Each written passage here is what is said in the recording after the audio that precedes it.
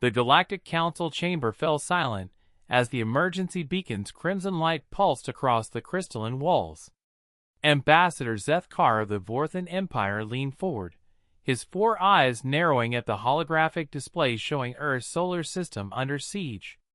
"The Devourers have reached the human homeworld," announced High Chancellor Vexana, her tentacles rippling with barely contained anxiety.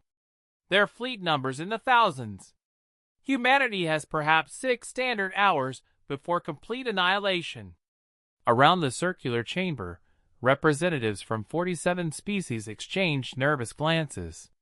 The Devourers were a plague that consumed entire star systems, leaving nothing but dead space in their wake. No civilization had ever survived their assault. "We cannot intervene," declared General Krex of the militant Zorathians, his scaled hide gleaming under the chamber's bioluminescent ceiling. "The humans chose isolation. They rejected every offer of alliance, every proposal for technological exchange. They made their position clear. They wanted nothing to do with the galactic community."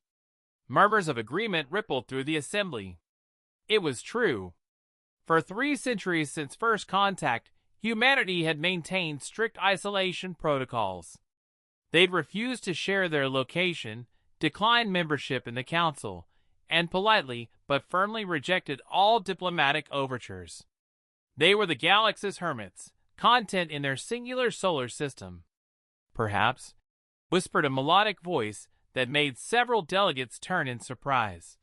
"They had reasons we never understood." The speaker was Kothara of the Silent Collective, and her very presence in the chamber was extraordinary.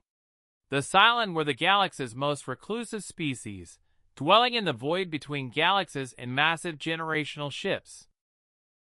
They had attended only 3 council sessions in recorded history, and hadn't spoken at a gathering in over 2 millennia. Kothara's ethereal form shimmered as she moved to the center of the chamber. Her species resembled living starlight wrapped in gossamer, and when she spoke, her words carried the weight of eons. "We have watched humanity for centuries," she continued, her voice like cosmic wine through nebulae. "You call them isolated, but we call them careful. They understood something that we, in our eagerness for galactic unity, overlooked." "Explain yourself," demanded Chancellor Vexana. Kothara's form brightened. "The Devourers track civilizations through their galactic communications, their trade routes, their diplomatic channels. Every species they've consumed was connected to the galactic network. But Earth—" She paused, her luminescence pulsing thoughtfully. "Earth went dark deliberately. Not from fear or xenophobia, but from wisdom. They knew that to protect themselves, they had to disappear." The chamber erupted in confused chatter until Kothara raised what might have been a hand, and silence returned. "But now they face extinction regardless," she said, her tone carrying profound sadness. "And we, all of us, bear responsibility. We dismissed their isolation as primitive thinking. We never asked why they chose solitude." General Krex's scales rattled with irritation. "What does this philosophical discourse matter now? The humans will be dead before. The Silent Collective will intervene," Kothara announced, her words cutting through the general's objection like a blade through vacuum. The chamber fell into stunned silence. The Silent hadn't involved themselves in galactic affairs for millennia. They were myths to some species, legends to others. "Impossible," breathed Ambassador Zethkar. "Your people number barely in the millions.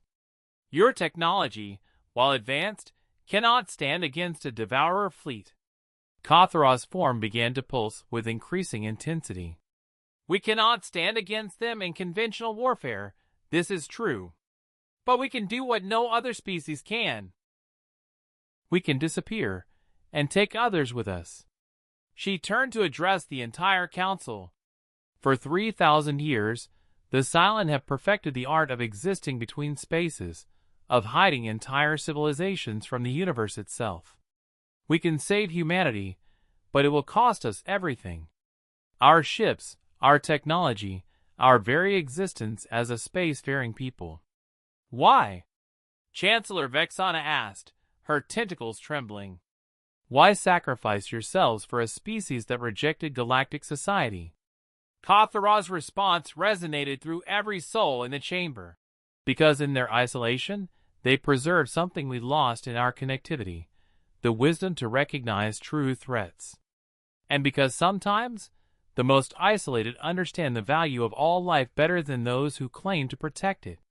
Within hours, the silent fleet emerged from hyperspace around Earth, their ancient vessels wrapping the human world in veils of interdimensional energy. The Devourers arrived to find nothing but empty space where a planet should have been. Humanity survived, hidden between realities by a species that gave up their cosmic wandering to preserve a world that had chosen solitude over connection. The galaxy would never be the same.